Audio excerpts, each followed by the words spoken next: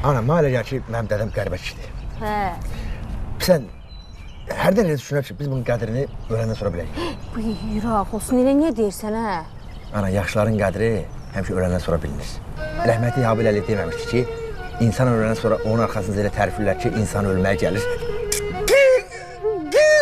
Niyə gülürsən, hə?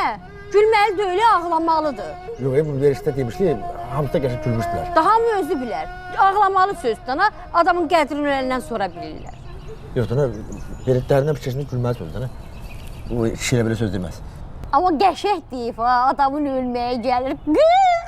Doğrudan Doğrudan mənim də ölməyim gəlir.